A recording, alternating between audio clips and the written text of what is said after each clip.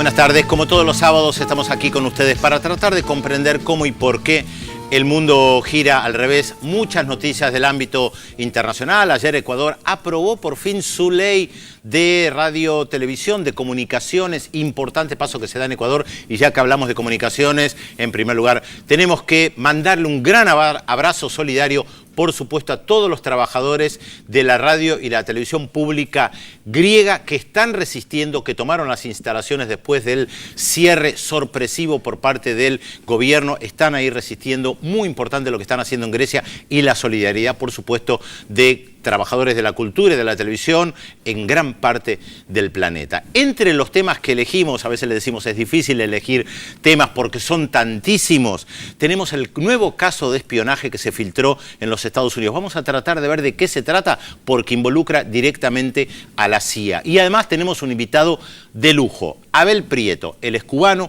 fue ministro de Cultura durante 15 años, es diputado, vino invitado por el Centro de Estudios Marxistas Agosti del Partido Comunista de la Argentina a una serie de conferencias a raíz del natalicio, el 85 aniversario del natalicio del Che Guevara. Es una visita privada, tuvo la deferencia de acercarse a nuestros estudios, así que después vamos a tener una muy buena conversación seguramente con Abel Prieto.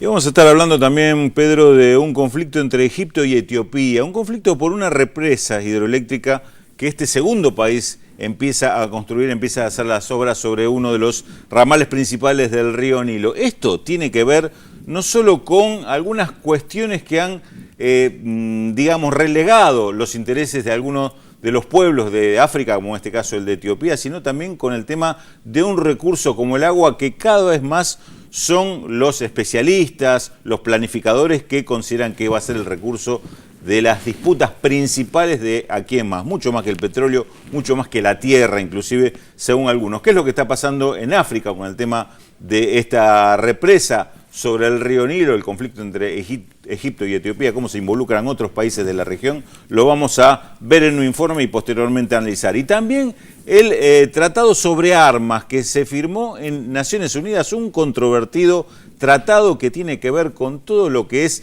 el negocio de las armas en el mundo y, como siempre, la excusa del terrorismo que muchas veces va en beneficio de algunos intereses particulares y no realmente en defensa de las mayorías. También de esto vamos a estar hablando en este programa de Visión 7 Internacional, que así empieza.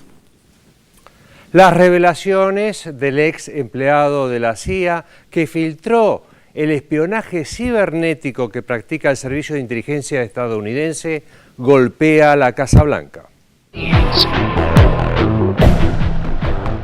As we get more information.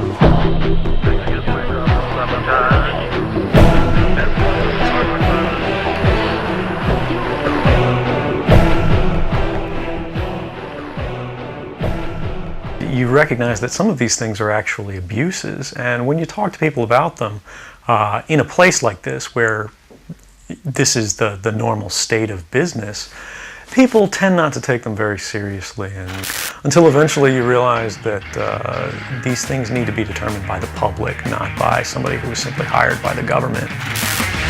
Un joven técnico de la CIA de solo 29 años fue suficiente para poner en jaque a la principal agencia de espionaje norteamericana y dejar en ridículo al presidente de la mayor potencia mundial. Lo que Edward Snowden filtró a la prensa semanas atrás no solo ocupó la primera plana de los diarios de todo el mundo, sino que además puso en claro que Barack Obama no tiene entre sus preocupaciones la privacidad ciudadana. Los datos que Snowden entregó al diario británico The Guardian evidencian cómo el Premio Nobel de la Paz manda a espiar perfiles, conversaciones, datos y detalles de la vida privada de los ciudadanos sin que estos lo sepan. Según se comprobó, el espionaje que la CIA realiza puertas adentro incluye las llamadas telefónicas personales y a los servidores Google, Facebook, Apple, Microsoft y Yahoo.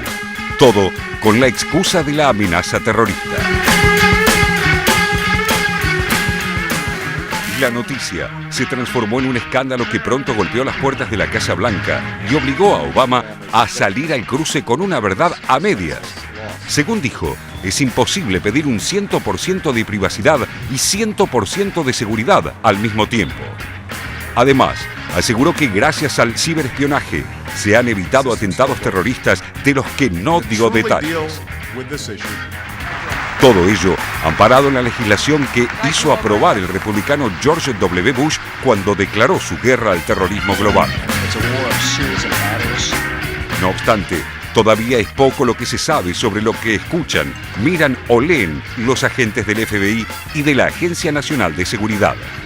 Por eso, la Unión Europea le manifestó a Washington su preocupación por esos informes y advertirle que no puede poner en peligro los derechos de privacidad de los ciudadanos europeos. Está claro que la respuesta de Obama es vista más como un ardid defensivo de una justificación válida.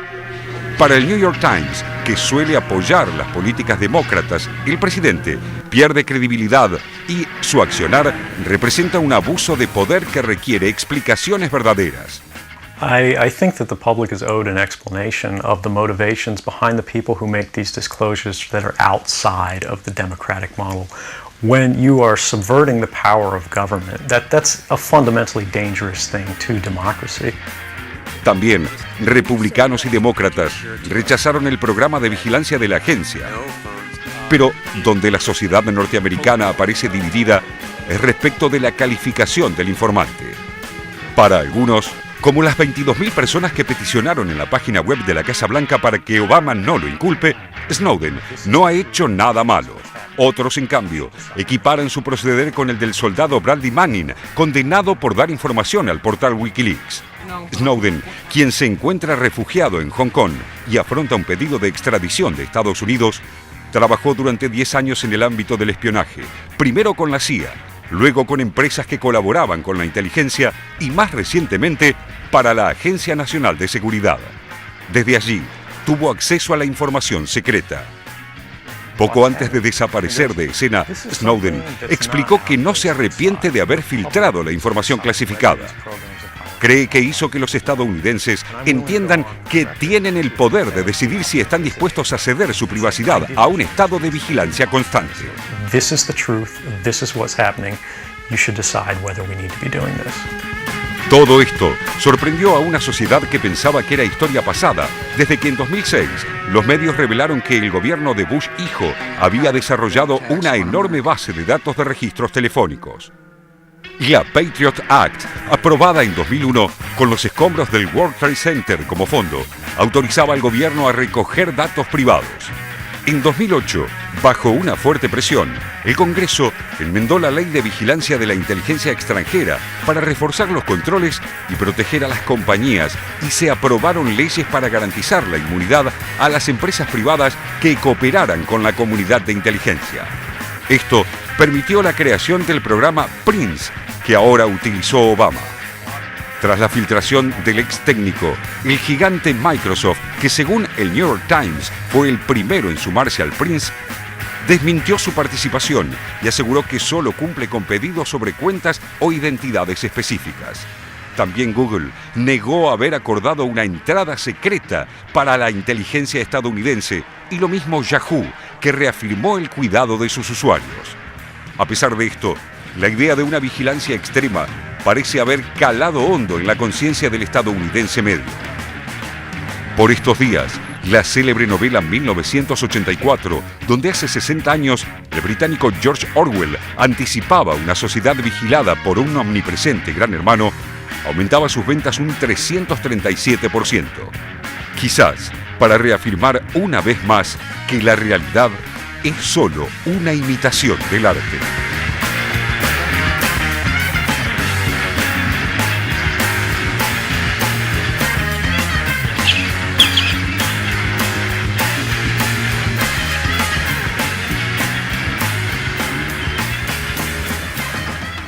El espionaje cibernético por parte de Estados Unidos y el manejo de información que supuestamente o para los demás es secreta no es nuevo, Pedro, y en el caso de la economía esto ha sido un tema también de debate, pero en círculos muy chicos. Por ejemplo, el sistema financiero mundial acepta que la mayoría de las operaciones entre países tengan que pasar todas por una especie de centro de datos que funciona en Estados Unidos. Así funciona el sistema como una forma de regular o por lo menos tener algún tipo de control sobre el sistema. Esta información es tomada, capturada por Estados Unidos y vaya a saber uno qué hace con esa información. Pero también está el tema de uso de tarjetas de crédito, de débito, toda la información bancaria que se supone que es un secreto o que únicamente una orden judicial puede dar autorización a acceder a ella, y se sabe que hay operaciones y hay informaciones que un gobierno como el de Estados Unidos puede capturar, conocer y utilizar de la forma que mejor le parezca. Claro, cuando aparecen hechos como este, que en el cual hay ciudadanos estadounidenses afectados, se arma un poco de ruido con estos temas, pero la verdad que es un problema permanente esta cuestión del espionaje cibernético. Lo que siempre me pregunto es qué efecto esto ocasiona. Vos planteaste lo económico, porque hay muchos que ven casi como una imagen conspirativa y paranoica de que pueden monitorear absolutamente todo. Está bien. Ahora, ¿qué logran con eso? ¿Lograron evitar que Chávez gobernara durante tantos años? ¿Lograron evitar que Correa ganaran las elecciones? ¿Lograron destruir la Revolución Cubana? No. O sea, no me termina de quedar claro, más allá de que obviamente la intervención sea ilegal y todo esto, ¿cuál es el daño específico que pueden lograr, incluso en esto económico que vos planteabas?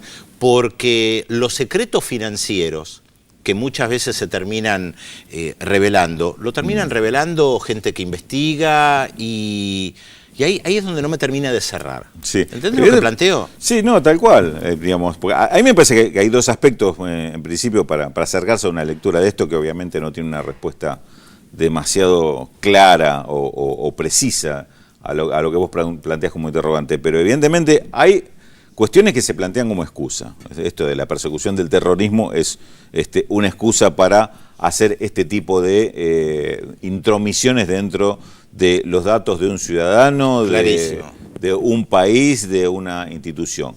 Después están los beneficios que se sacan al margen de esto, que son imposibles de reconocer públicamente. Cuando te hablo de información económica, estoy hablando de manejo de información por parte de sectores de poder económico que obviamente a través del manejo de esta información, de la centralización de datos, se pueden manejar y saber en qué anda el resto. Digamos, uno imagina, y fue justamente a propósito de la discusión de este tema que surgió un poco algún análisis sobre la cuestión.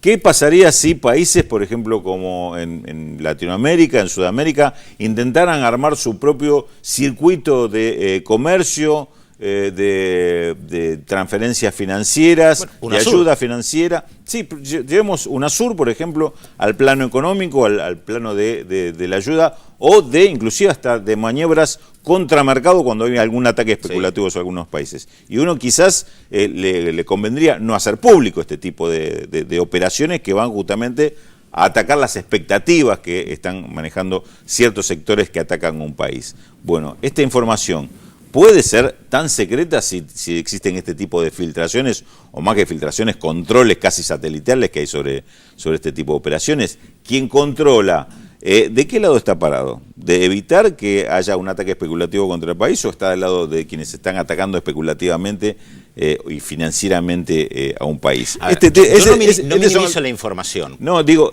lo que quiero decir es que quizás inclusive este tipo de manejo cibernético, de control cibernético por parte de los poderosos, limita mucho la capacidad de acción o de defensa que pueden tener otros países. Esto es parte del problema, digamos, no es toda la respuesta, pero es parte del problema y bueno, llevado en este caso, ya que lo apareció por este lado, al plano económico, ¿no? Sí, te decía esto de la información porque pensaba los ataques especulativos que realizó años atrás, por ejemplo, George Soros, cuando él casi que se jactaba de haber puesto de rodillas al Banco Central inglés, o creo que había atacado en Indonesia, si mal no recuerdo, ¿no? O Filipinas, no recuerdo qué país del este del Pacífico, pero ahí está claro que manejaba información. Claro. De eso no cabe la menor duda. Lo que pasa es que no me termina de quedar claro cuando los norteamericanos también acusan a los chinos de que le están haciendo ataques cibernéticos a ellos. O sea, no me termina de quedar claro cuál es el gran rédito de ellos respecto de esto. Pero Pero bueno, tal vez en el futuro lo pero, seguiremos dilucidando. Digamos, pero es un tema, en definitiva, lo que hay que ver es que existe más allá de estas revelaciones que se hacen cada tanto o aparecen cada tanto, ¿no? Es un tema permanente, el tema del control cibernético que hay sobre cierto grado de información, más allá de las teorías conspirativas o no, o quizás uno escribiendo teorías conspirativas lo dice, pero bueno, la realidad es que este problema existe, es uno de los tantos problemas que genera este grado de desigualdad por lo que significa el manejo de la información, uno más allá de lo que pueda tomar como conclusión en cuanto a la precisión de en qué se beneficia o qué se logra con esto, digamos, el manejo de la información hoy es un valor indudable. No, eso es fundamental, por eso la nueva arquitectura financiera planteada del Banco del Sur, recordemos que esta semana se encontraron 5 ministros de Economía de la región, creo que eran 5, y otros funcionarios para avanzar con el tema del Banco del Sur, que habíamos presentado un informe la semana pasada, seguramente tendrán que tomar mucho en cuenta esto por lo que vos acabas de decir. O sea, nosotros manejamos información y nuestra información no le tiene que llegar a factores ajenos que intentan sabotear al Banco del Sur. En ese sentido es fundamental. Bueno, vamos a la incógnita. Nuestro personaje de hoy... No, Pedro, discúlpeme. No puedo permitir semejante cosa, ya bastante lo soporté, con todo respeto. Pero no me avisaron que volvía. No, bueno, pero siempre vuelvo, usted sabe, yo soy como los primeros amores, siempre vuelvo. ¿Cómo andan? Buenas tardes. ¿Cómo le va, don Félix Taylor? Tanto tiempo. La verdad que un gusto, les agradezco mucho los saludos que me han enviado durante todo este tiempo que no estuve. No nosotros, no, por los supuesto, televidentes, por lo supuesto. Tengo muy claro, digo los televidentes, toda la gente querida que sábado a sábado nos sigue. Y dicho sea de paso, al 0800 444 1777 y 4535 0709 ya estamos recibiendo mensajes. Fíjense qué lógico, qué loco esto, ¿no? Todavía no pusimos la incógnita al aire y ya recibimos mensajes, como siempre. Ya viene la incógnita. ¿Y ya aciertan? No, porque Nilda de la Lucila, por ejemplo, dice que no se pierde nunca el programa y felicita por el informe que dimos recién sobre el espionaje informático. María Angélica de Mar de Ajó dice, para ella Visión 7 Internacional es una ventana al mundo. Mire usted qué increíble, de Mar de Ajó. Gracias a todos los que nos llaman. Por esa ventana entró Félix Taylor. Exactamente. No, ¿cómo por la ventana? Yo siempre entro por la puerta grande, Pedro, discúlpeme, con todo respeto. Bueno, vamos a la incógnita, lo adelantado por Pedro Briguer. Aquí está. Nuestro personaje de hoy nació en 1953 en Nueva York. Aprendió a tocar varios instrumentos hasta decidirse por el saxo y estudió composición. En 1960 consiguió grabar su primer disco, una especie de calidoscopio musical. ¿De quién estamos hablando? Allí está la fotografía. 0800 444 1777 4535 0709. Primera pausa en esta edición de Visión 7 Internacional, pero no sin antes adelantarles los temas que vamos a desarrollar en los próximos bloques. La pelea por el agua. Crece la tensión entre Egipto y Etiopía por la construcción de una mega represa en el Nilo Azul, uno de los principales afluentes del Gran Río. Además, tratado sobre comercio de armas. Con el aval de 60 países, un tratado firmado en las Naciones Unidas obliga a los estados a controlar que las armas que se venden en el mundo no lleguen a manos del terrorismo y el crimen organizado. Todo esto y mucho más se lo contamos luego de la pausa, aquí en Visión 7 Internacional por la televisión pública.